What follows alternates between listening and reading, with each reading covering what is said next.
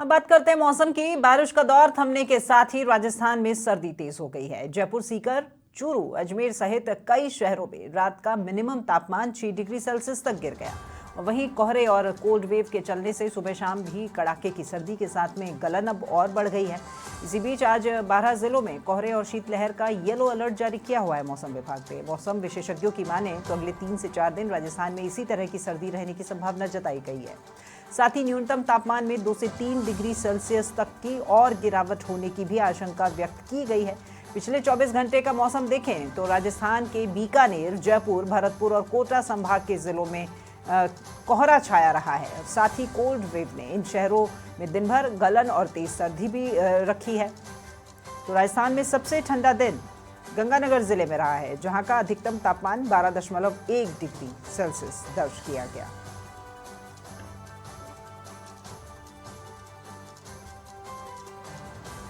तो राजस्थान में सर्दी का सितम लगातार जारी है और किस तरह का मौसम है किस क्षेत्र में, उसको लेकर के भी आपको सीधी जानकारी हम देंगे, क्योंकि अलग अलग क्षेत्रों से हमारे संवाददाता आपको वो रिपोर्ट बताएंगे सर्दी को लेकर के। फिलहाल हम सबसे पहले खेड़ली का रुख करते हैं, जहां से हमारे संवाददाता अखिलेश शर्मा हमारे साथ में लाइव जुड़ चुके हैं। गुड मॉर्निंग अखिलेश, कैसी ठंड है? और आपके पीछे जो माहौल मैं देख पा रही हूँ, धूप तो कहीं दूर दूर तक नहीं है। जी, गुड मॉर्निंग राखी। आपको बताना चाहूंगा कि खेड़ी कचमर क्षेत्र में इस समय भारी शीतलन है और गलन और हाड़ कपाने वाली सर्दी का माहौल है। और जो 2 दिन पहले जो मावठ हुई थी उससे किसान वर्ग तो काफी खुश है, लेकिन आप देख सकते हैं एग्रेसिव कर्फ्यू सा नजर आ रहा है। सड़कें सूनी है, कोहरे से पूरा आसमान और पूरा माहौल अटा पड़ा है और सर्दी में शीतलन बहुत ज्यादा है।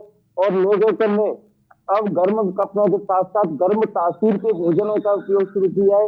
वहीं चिकित्सकों ने भी इस भीषण ठंड से बचने के लिए एडवाइजरी भी जारी कर दी है कि विशेष रूप से आवश्यकता होने पर ही घरों से निकले, क्योंकि ये सर्दी जो बुजुर्ग और बच्चों के लिए एक बहुत बड़ा खतरा पैदा करती है, क्योंकि सांस के रोगियों के लिए, हार्ट के रोगियों के लिए सर्दी बहुत खतरनाक साबित हो रही है। तो इसको लेकर चिकित्सा विभाग भी एडवाइजरी जारी कर रहा है। वहीं शिक्षा विभाग की माने तो शिक्षा विभाग ने भी जो अभी 3 रोज पहले जो कुछ कचमर क्षेत्र में स्कूलें खुले हुए थे, निजी विद्यालय, लेकिन जो जयपुर में जो एक हादसा हुआ था, जो बस फायदा गिरी थी, इसको लेकर अब स्थानीय प्रशासन और चिकित्सा विभाग भी अलर्ट मोड पे आ चुका है और सभी स्कूलों की मॉनिटरिंग की जा रही थी। कोई स्कूल संचालित तो नहीं हो रहा है, क्योंकि बच्चों के जीवन से ये अपने स्वार्थ बस निजी शिक्षण संस्थान वाले खिलवाड़ करते हैं, जीवन से खिलवाड़ करते हैं, क्योंकि उन्हें ये नहीं सोचते कि बच्चों के जीवन से क्या हो सकता है। क्योंकि उनको ड्राइवर हैं, जो बाल वाहिनी है, उनको पे देना पड़ता है, शिक्षकों को पे देना पड़ता है, तो उसकी भरपाई करने के लिए ये शिक्षकों स्कूलों को खोलते हैं और उसके बाद बच्चों को बुलाते हैं। तो इस समय पूरी तरह से राजस्थान सरकार के आदेशों से पूरा मामला बिल्कुल सटीक चल रहा है। ठीक है, ये बहुत अच्छी बात है कि पूरी तरीके से मॉनिटरिंग की जा रही है, पता किया जा रहा है। आप कहीं किसी कंस्ट्रक्शन साइट पर खड़े हैं अखिलेश? अगर ऐसे ही ये कोई जगह है तो यहाँ पर मजदूर तो आए होंगे, उन्हें तो कहीं से छुट्टी नहीं मिलनी है, उन्हें तो अपनी रोजी रोटी कमानी है, क्योंकि रोज के रोज वो काम करते हैं, तब उनके घर का चूल्हा जलता है। वहां पर मौसम जो है वो नहीं देखते हैं, चाहे ठंड कितनी भी हो, लेकिन उन्हें तो अपने काम पर आना है। अगर ऐसे कुछ लोग हैं यहाँ पर तो जरा उनसे भी बात कीजिए कि किन विषम परिस्थितियों में यहाँ वो काम कर रहे हैं। क्या कोई सुविधा यहाँ पर उनके ठेकेदार या फिर किसी के द्वारा उनको मुहैया कराई जा रही है? जी, मैं कुछ मजदूरों से बात कराना चाहूंगा आपकी। यहाँ आप ऐसी सर्दी में काम कर रहे हैं, तो सर्दी में मजबूरी है कि मजदूरी करनी पड़ती है। हाँ, तो यहाँ आपके जैसे आग तापने के लिए, हाथ सेकने के लिए कोई व्यवस्था है? तो ये आग जल रही है, तो ये इसके आता जैसे आप मजदूरी कर रहे हैं, तो जो सर्दी लगती है तो उसके लिए कुछ सुविधा तो होगी। हाँ, जला लेते हैं, ताप लेते हैं। कुछ महिलाएं मजदूरें भी हैं, राखी बात कराना चाहूंगा। आप काम करने आई हैं, तो यहाँ आप सर्दी में छुट्टी तो कर नहीं सकती, क्योंकि बच्चों का पेट पालना जरूरी है। नहीं भरेंगे तो कैसे भूखे मारेंगे उनको? तो सर्दी कैसी पड़ रही है इस क्षेत्र में? और जी, और भी कुछ लोग हैं, उनसे बातचीत कराना चाहूंगा। बिल्कुल, ये बात बिल्कुल ठीक की है कि घर से बाहर निकलेंगे तभी वो घर चला पाएंगे, और ऐसे में मजबूर है वो ये सब करने के लिए। जी अखिलेश हमारे सिरोही से सहयोगी सर शरद टाक भी जुड़ गए हैं, एक बार मैं उनका भी रुख कर लेती हूँ। शरद, गुड मॉर्निंग। कहाँ पर खड़े हैं आप और किस तरह की ठंड है? क्योंकि आप जिस जगह पर हैं वहां तो दूर दूर से इस ठंड का लुत्फ उठाने के लिए पर्यटक भी पहुंचते हैं, और अभी तो नया साल आ रहा है तो भीड़ भी बहुत होगी यहाँ पर।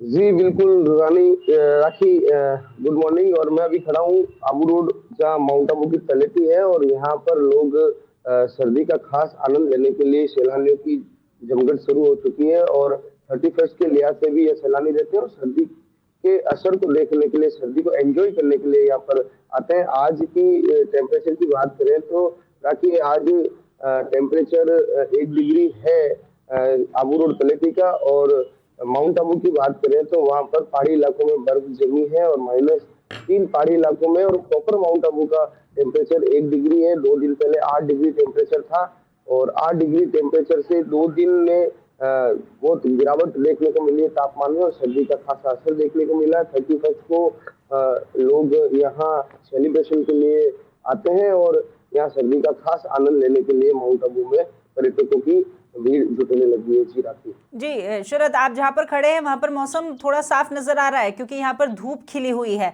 और मैं उम्मीद करती हूँ कि इस धूप से वैसे कुछ खास फर्क नहीं पड़ रहा होगा ठंड में, क्योंकि शीत लहर जो है वो जरूर वहां पर चल रही होगी। राखी में जहाँ खड़ा हूँ, ये आबू की तलहटी है, माउंट आबू से 21 किलोमीटर नीचे है, और इस वजह से यहाँ धूप खिली हुई है। माउंट आबू यहाँ से 21 किलोमीटर की चढ़ाई पर है, और वहां पर मौसम देखने के लायक है। कुछ इलाकों में कोहरा भी है, दिन में धूप खिलती है, सुबह शाम ठंड पड़ती है।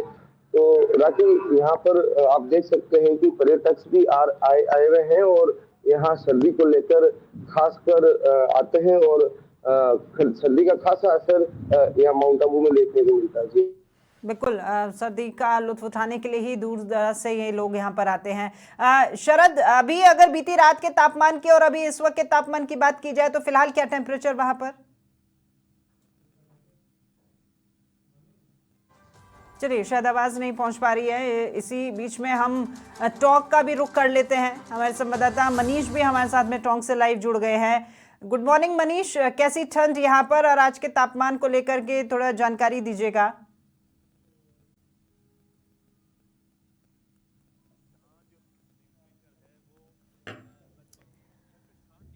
चलिए, शायद संपर्क नहीं हो पा रहा है। मनीष, आप तक आवाज पहुंच पा रही है मेरी? जी राखी, बिल्कुल मेरे पास आपकी आवाज आ रही है। जी, गुड मॉर्निंग। ठंड काफी है और आपके पीछे तो कोहरा भी काफी नजर आ रहा है। जी राखी, बिल्कुल बता दूं, मैं इस वक्त Jaipur Kota national highway NH 52 पर खड़ा हूं। आप मेरे पीछे विजुअल में देख सकते हैं कि चारों तरफ काफी कोहरा छाया हुआ है। जो साधन चल रहे हैं वो हेडलाइट जला करके चल रहे हैं। काफी धुंध, काफी कोहरा छाया हुआ है। विजिबिलिटी जो है वो बिल्कुल 10 से 50 के बीच में है। और आपको राखी, जिस तरह से कल से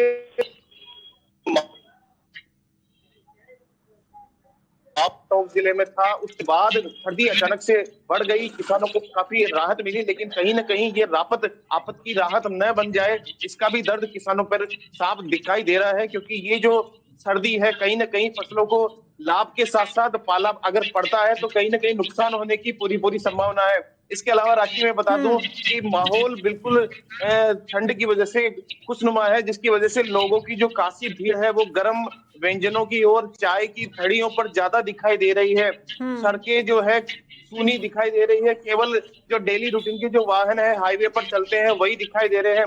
इस वक्त मैं जहाँ खड़ा हूँ, यहाँ कुछ लोग हैं, ये अलाउ सेकते भी नजर आ रहे हैं। इनसे बात करने की मैं आपको कोशिश करता हूँ कि किस तरह से सर्दी का माहौल है और क्या लोगों ने इसको महसूस किया है। इस तरह से बताइए कि जिस तरह से सर्दी पड़ रही है, सर्दी को लेकर के कैसा माहौल है और क्या देखते हैं आप, क्या सोचते हैं? बोले। बताऊंगी। जी बिल्कुल, देखो जिस तरह से आप देख रहे हैं कि पीछे अलाव सेक रहे हैं लोग, चलिए, अलाव सेक वैसे ये करके अपने तस्वीर आप जो को सर्दी दिखाई से है बचाने आपने का। मनीष, ये अपने आप ही बयां कर रही है कि कितनी ठंड है यहाँ पर। अलाव सेकने को ये मजबूर हैं, इसका मतलब ठंड बहुत ज्यादा है। ठीक है मनीष, एक बार हम जी हनुमानगढ़ टिब्बी का भी रुख कर लेते हैं। वहां से हमारे सहयोगी प्रभुराम भी जुड़े हुए हैं लाइव, उनसे भी जानते हैं। सीमावर्ती इलाका है ये हनुमानगढ़, और यहाँ पर तो ठंड बहुत ज्यादा होती है।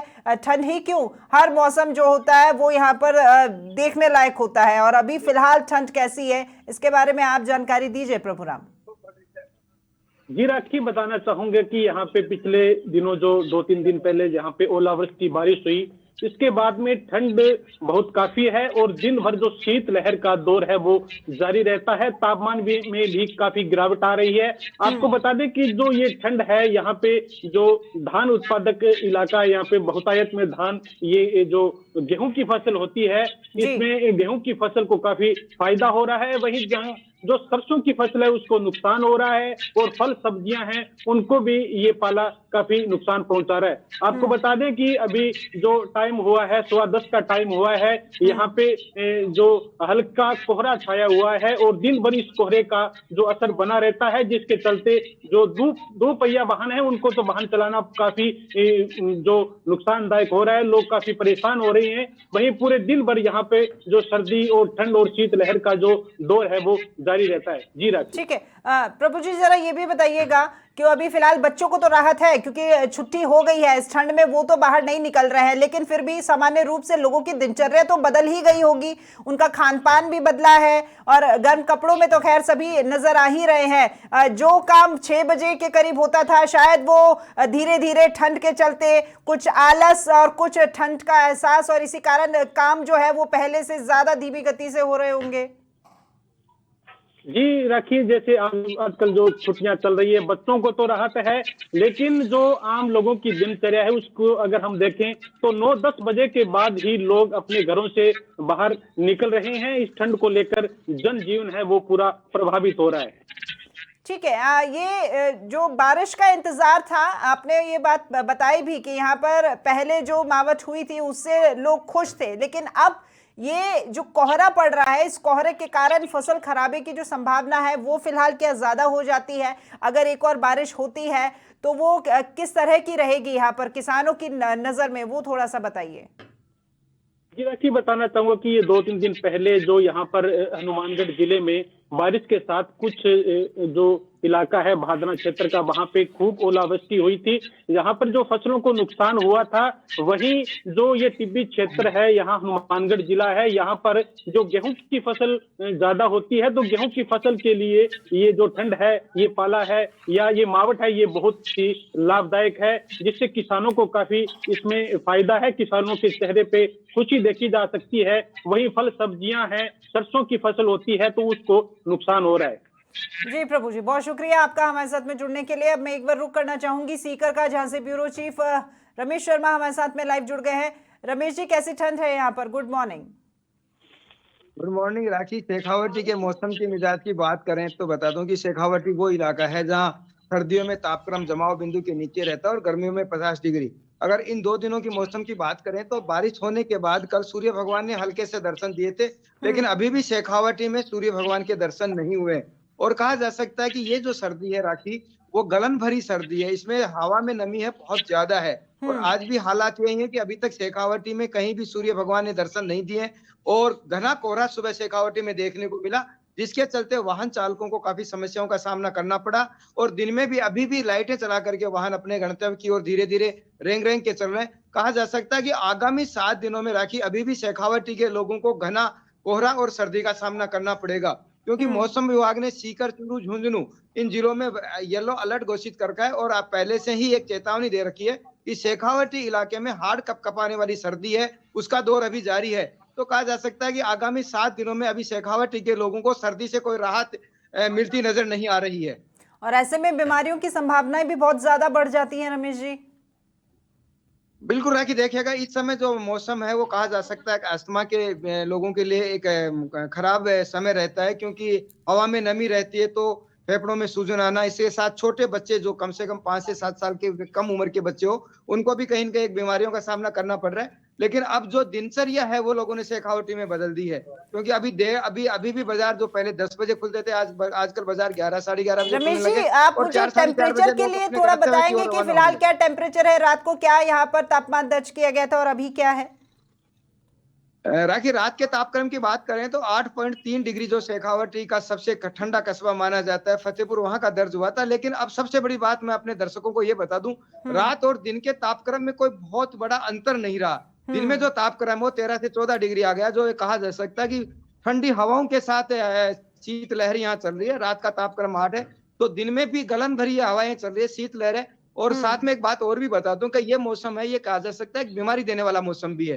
ठीक हालांकि है। लोग अलाव जला करके सर्दी से बचने का जतन कर रहे हैं, गर्म पेय पदार्थ हैं वो भी ले रहे हैं, साथ में ये भी है कि वो अपने गर्म कपड़े उनका भी सहारा ले रहे हैं। और अभी तेज धूप आने के बाद ही कहीं बाजारों में हलचल देखी जा सकती है। फिलहाल बाजारों में भी सूनापन है तो सड़कें भी सूनी है। लेकिन ठंड अपनी पूरे चरम पर है, लोग अपनी तरफ से उपाय कर ही रहे हैं। रमेश जी, मैं एक बार है ना सिरोही का भी रुख कर रही हूँ, क्योंकि हमारे साथ में संवाददाता शरद टाक एक बार फिर से जुड़ गए हैं। शरद जी, आज नहीं कहूंगी मैं आपसे कि शेखावाटी ज्यादा ठंडा है, क्योंकि मैंने तापमान पहले ही पूछ लिया, 8.3 डिग्री है, और जैसा कि आपने बताया था यहाँ पर तो 1 डिग्री था। तो अभी फिलहाल धूप निकली हुई है, लेकिन अभी का टेम्परेचर आप बताएंगे मुझे यहाँ का? देखो राखी, मैं आपको बताऊं कि टेम्परेचर, आप एक बार फिर इसको समझने की कोशिश करिए कि माउंट आबू का टेम्परेचर 1 डिग्री पर है, और अगर जमाव बिंदु पर आएगा तो बर्फ।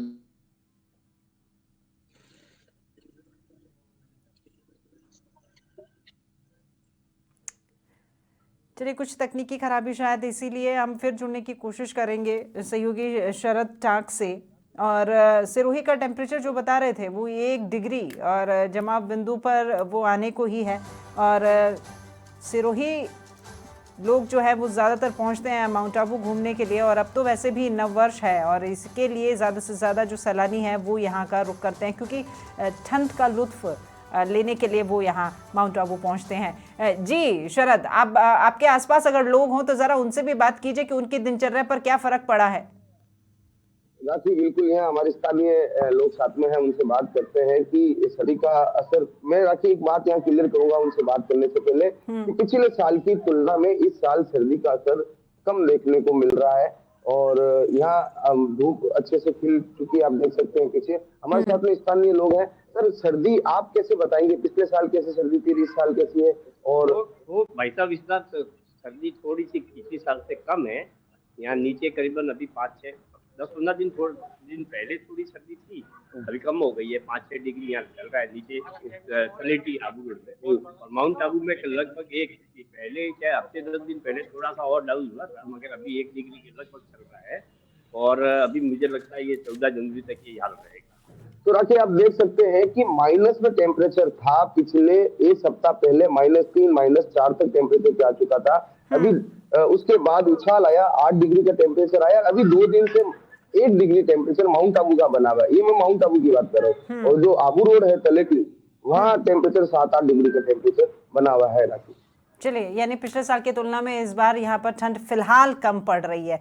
ठीक है शरद जी, मैं एक बार रुक कर रही हूँ मनीष का, हमारे सहयोगी जो कि हमारे साथ में जुड़े हुए हैं। मनीष, यहाँ पर फसलों को लेकर के अगर हम बात करें, जो बारिश हुई थी और उसके बाद में किसानों के चेहरे खिले हुए थे, फिलहाल अब ये जो कोहरा पड़ रहा है इससे शायद किसानों की चिंता जो है वो बढ़ गई होगी फसलों को लेकर के, क्योंकि ये नुकसान दे सकता है कहीं ना कहीं।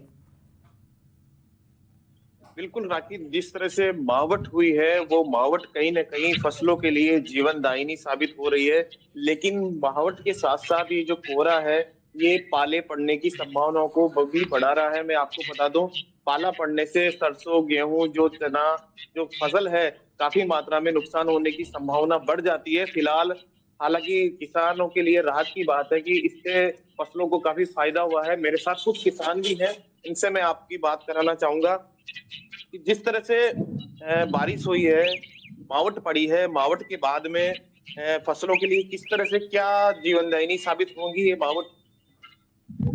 फसलों के लिए तो फायदा ही, बाकी क्या ओला और वृष्टि हो गई ना, वहाँ ज्यादातर नुकसान के चांसेस ज्यादा है। राखी जी देखिए, मावट के साथ साथ कई ग्रामीण इलाकों में ओलावृष्टि भी हुई है, जिसकी वजह से कई जगह खेतों में फसलें जो है वो तबाह हुई है। हालांकि सरकार जो है उन इलाकों का मुआयना करवा रही है और उनको किसानों को मुआवजा देने की भी बात कर रही है। मेरे साथ एक किसान और है। आप मुझे बताइए कि जिस तरह से मावट हुई है, मावट के बाद में किस फसल को सबसे ज्यादा फायदा मिलने की उम्मीद है? हाँ जी, शरीर में इतना ज्यादा है, कमाई का नहीं है, मतलब बच्चा है बढ़िया बस। नहीं, कौन कौन सी फसलों को ज्यादा फायदा मिलने की उम्मीद है? गेहूं की, चमों की। बिल्कुल, गेहूं, चना, सरसों जो है वो फसलें हैं जो मावट की वजह से कहीं ना कहीं बहुत ज्यादा मात्रा में इनकी जो क्वांटिटी है वो पैदावार ज्यादा अच्छी होती है। मैं आपको बता दूं कि मावट का दौर जो है पिछले 2 दिनों से लगातार जारी है। मावट के बाद अचानक से ठंड बढ़ने से लोगों की दिनचर्या प्रभावित हुई है।